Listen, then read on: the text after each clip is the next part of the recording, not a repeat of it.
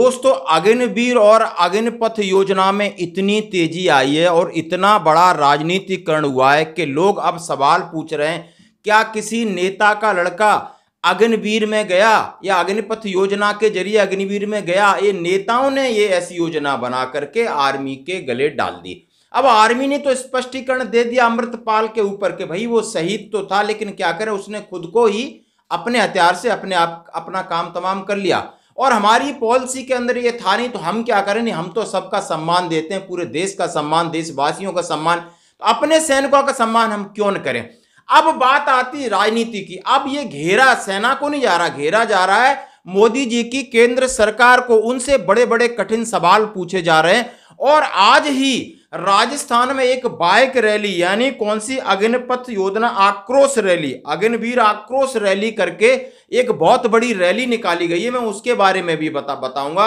और आपको आज तक पे एक न्यूज चैनल पे आते थे पुण्य प्रसन्न वाजपेयी जी, उन्होंने भी इसके ऊपर अग्निवीर एक नौकरी करने निकला था और वह मारा गया, और उसके बाद सरकार बेफिक्र, मीडिया बेफिक्र, कोई जानकारी आप तक नहीं पहुंची।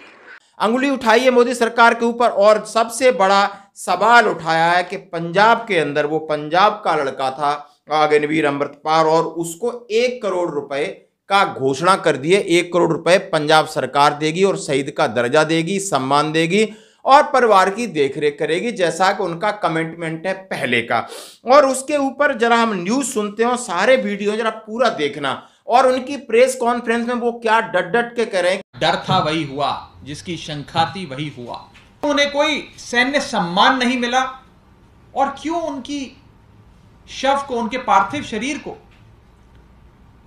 एक प्राइवेट एम्बुलेंस और सिविल वर्दी में भेजा गया, ना ही उन्हें तिरंगे झंडे में लपेटकर उनके परिवार वालों को सौंपा गया, और ना ही कोई सैन्य सम्मान, अंतिम श्रद्धांजलि सेना द्वारा उन्हें प्रदान करी गई। क्या यह है अग्निवीर स्कीम की असली सच्चाई?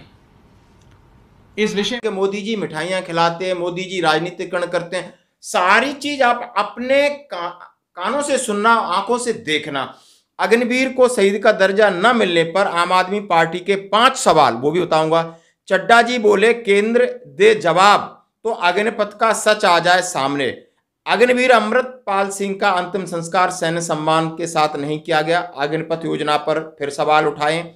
ये सारी न्यूज आपने पढ़ ली है और समझ लिए। इसके ऊपर मैं ज़्यादा नहीं जानना चाहता कि उस लड़के के, उस जवान के साथ क्या हुआ, घर वालों के साथ कौन आया। अब इन्होंने जो 5 सवाल हैं, जरा इसके बारे में हम बात करेंगे। क्या अग्निवीर अमृतपाल जी को सैन्य सम्मान न मिलना क्या भारतीय सेवा का अपमान नहीं है? भारतीय सेना का अपमान नहीं है, भारतीय सेवा का अपमान नहीं। अगर अग्निवीरों को शहीद का दर्जा नहीं दिया जा रहा है, तो 4 साल की ड्यूटी पर होने वाले इस बात की क्या गारंटी कि उनका भविष्य सुनहरा है? क्या केंद्र सरकार नियमित जवानों और अग्निवीरों में भेदभाव कर रही है? क्या दुश्मन की गोली से मरना ही शहादत है? ऑन ड्यूटी अन्य किसी कारणवश मौत से शहादत क्यों नहीं है? जबकि पहाड़ी, बर्फीले, दुर्गम क्षेत्रों में सैनिक हर कदम पर जानलेवा परिस्थितियों का सामना करता है। तो ये सवाल पूछा है, इसमें अग्निवीर है या उसके साथ भेदभाव क्यों? क्या अग्निवीर के साथ ऐसा कुछ हो जाएगा? क्या वो शहादत में नहीं गिना जाएगा?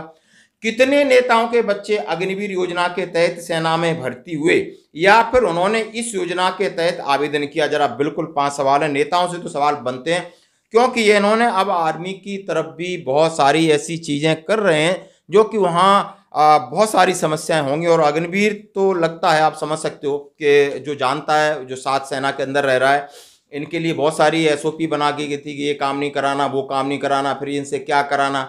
तो प्रेशर वो झेल नहीं पाएंगे, क्योंकि उनकी ट्रेनिंग भी उतना तगड़ी नहीं हुई। और स्टार्टिंग में एक सोल्जर को 6 से 7 साल लगते हैं अपने आप को स्टैब्लिश करने में फौज के अंदर। आज के सिनेरियो में वो बहुत बड़ा कच्चा रहता है, और उसको तो शुरू से ही कच्चा ही रखा है, पकाया है नहीं। और कच्चे में ही 4 साल निकालेंगे तो कहीं ना कहीं इंसिडेंट होने के पूरे चांस तो बनते हैं।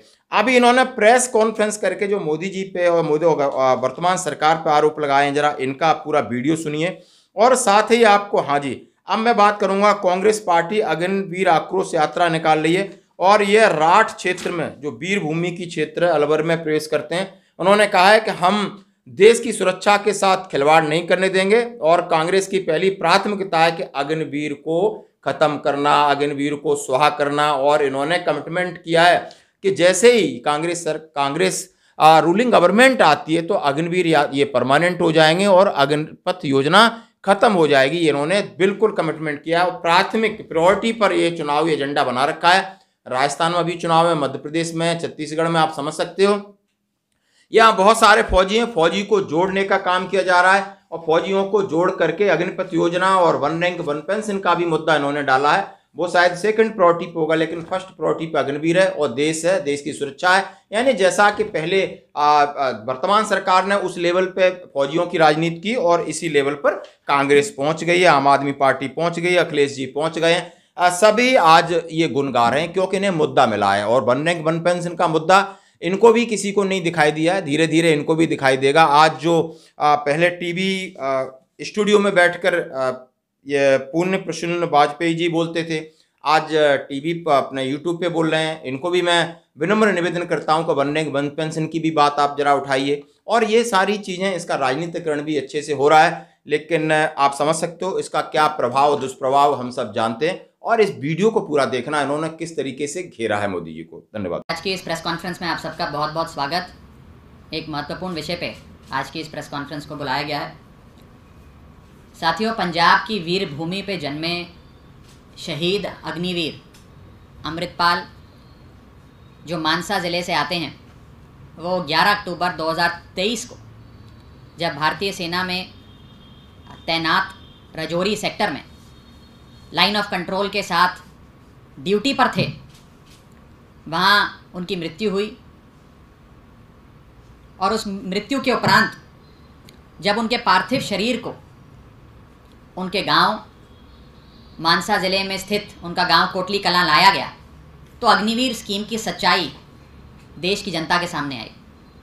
आपको याद होगा कि जब अग्निवीर योजना भाजपा सरकार लाई थी सेना में युवाओं की भर्ती को लेकर, तब अग्निवीर योजना के बारे में कई सारी आशंकाएं जाहिर की जा रही थी। आम आदमी पार्टी ने भी बड़ी बुलंदी से अग्निवीर योजना की आशंकाएं जाहिर करी। कई महत्वपूर्ण प्रश्न उस योजना से संबंधित भारत सरकार पे, मोदी सरकार पर दागे, लेकिन उस समय भाजपा सरकार के कान पर जू नहीं रहेंगी। लेकिन आज ये कहने में मुझे कोई गुरेज नहीं है कि जिसका डर था वही हुआ, जिसकी शंका थी वही हुआ। जब शहीद अग्निवीर अमृतपाल जी के पार्थिव शरीर को उनके गांव कोटली कलां लाया गया, पंजाब में स्थित मानसा ज़िले में कोटली कलां गांव लाया गया, तो ना ही उनके साथ कोई सेना का यूनिट आया, मात्र एक आर्मी का हवलदार और 2 जवान सिविल वर्दी में उनके शरीर को लाए। प्राइवेट एम्बुलेंस में उनके पार्थिव शरीर को लाया गया, कोई सेना की गाड़ी भी मुहैया नहीं कराई गई। और सबसे चौंका देने वाली बात, उन्हें कोई सैन्य सम्मान अंतिम विदाई के समय जो एक सैनिक को दिया जाता है वो नहीं दिया गया। इस अग्निवीर योजना के चलते उन्हें और उनके परिवार वालों को ना ही कोई पेंशन भी दी जाएगी और ना ही उन्हें कोई शहीद का दर्जा दिया जाए। एक दिल दहला देने वाला वीडियो, उनके पार्थिव शरीर जब उनके गांव पहुंचा तो वहाँ जो हालात थे वो जाहिर करते हुए सोशल मीडिया पर काफ़ी वायरल हुआ है।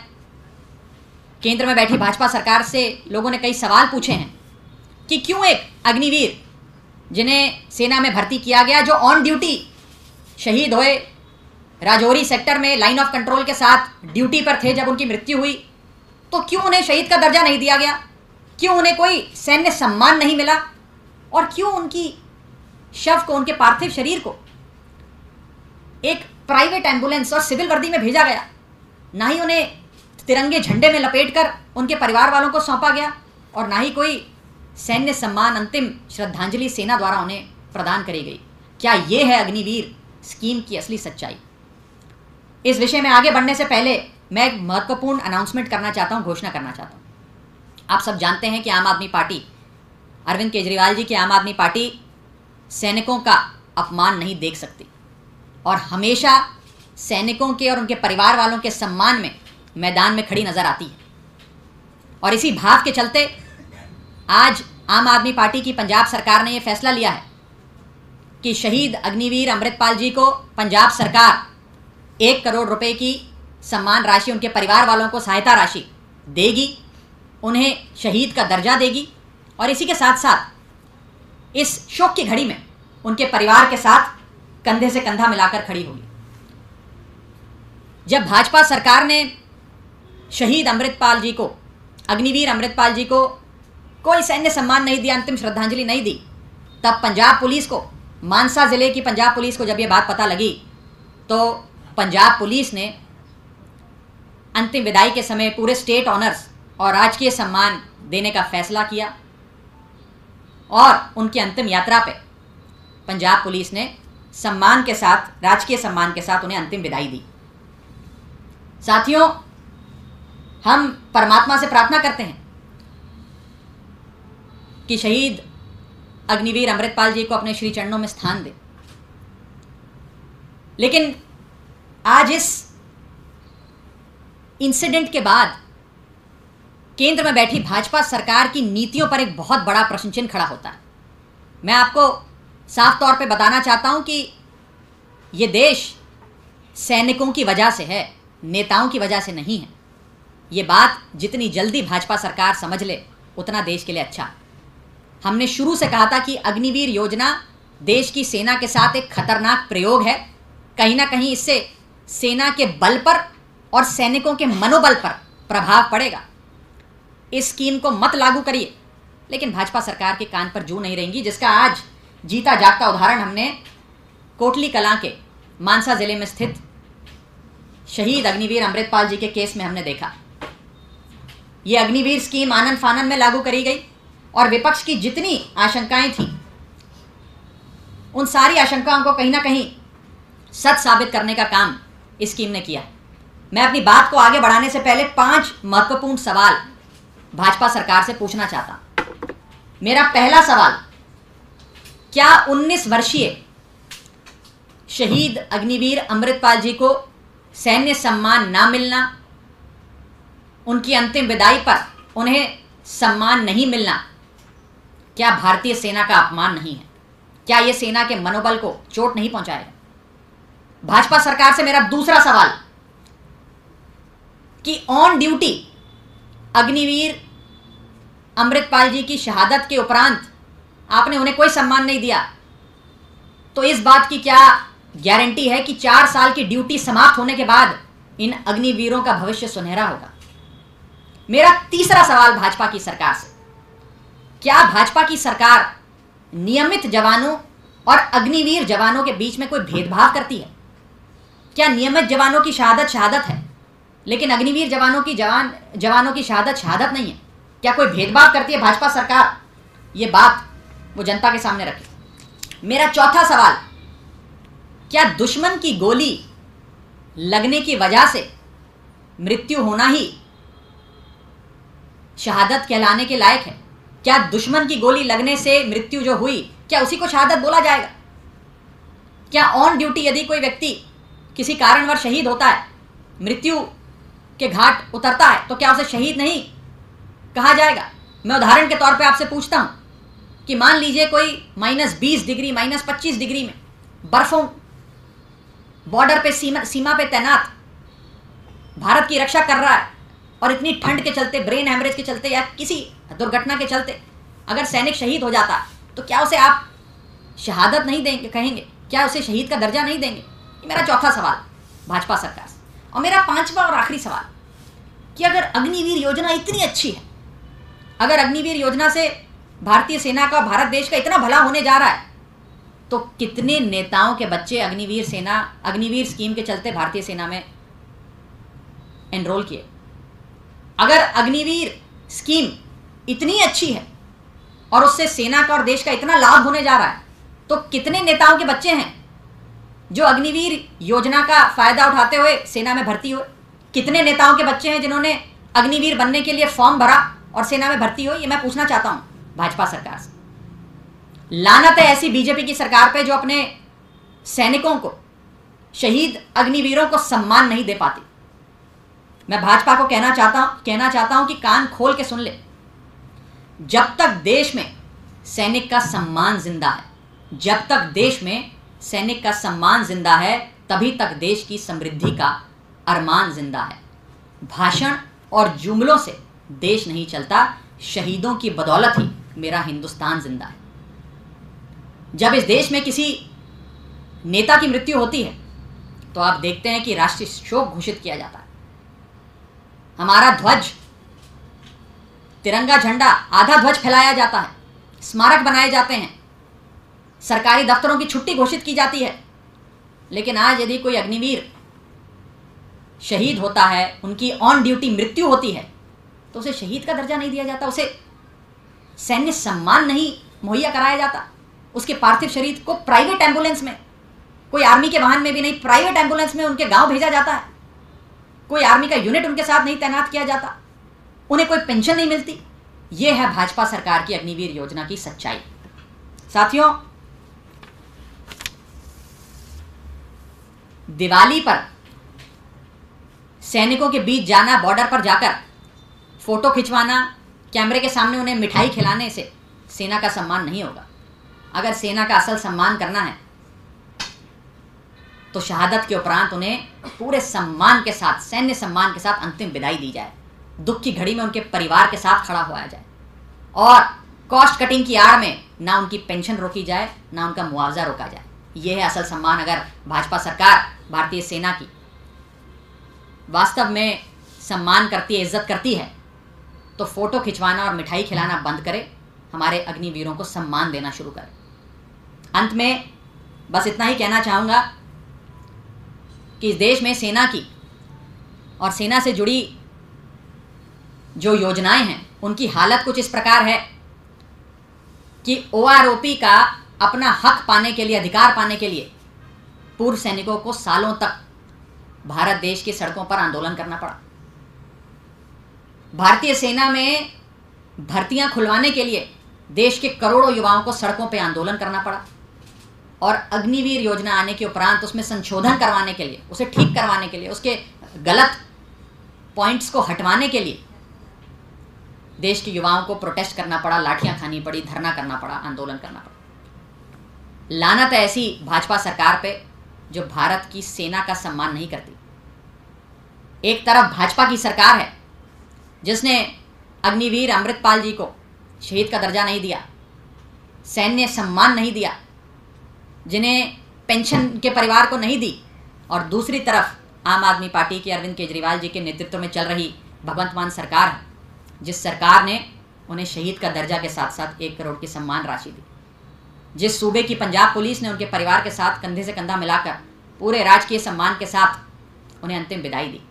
साथियों, अंत में मैं बस भाजपा को इतना ही कहना चाहता हूँ कि ये देश नेताओं से नहीं, ये देश सैनिकों से है, सेनानियों से है।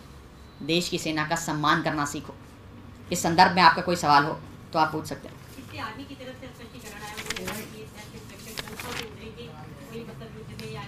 देखिए, मैंने अपनी प्रेस वार्ता में इस पॉइंट को एड्रेस करते हुए आपसे बात कही थी कि क्या दुश्मन की गोली लगने से मृत्यु होना ही शहादत कहलाने लायक होगा? यदि कोई ऑन ड्यूटी भारत की सेना में काम कर रहे, बॉर्डर पर तैनात किसी कारणवश उनकी मृत्यु हो जाती है तो क्या उन्हें शहीद नहीं कहा जाएगा? मैं उदाहरण देता हूं। भारत के बर्फीले इलाकों में तैनात बॉर्डर की रक्षा कर रहे हमारे सैनिकों में से किसी एक की, परमात्मा ना करे, ठंड की वजह से ब्रेन हैमरेज के चलते मृत्यु हो जाए, वो ऑन ड्यूटी उन्हें मौत हुई, लेकिन क्या भारत सरकार, भाजपा सरकार उन्हें शहीद नहीं कहेगी? उन्हें शहीद का दर्जा नहीं देगी? एक बहुत बड़ा प्रश्न चिन्ह है जो आज इस अग्निवीर योजना पर भी और भारत सरकार की नीयत पर भी, भाजपा सरकार की नीयत पर भी खड़ा होता है।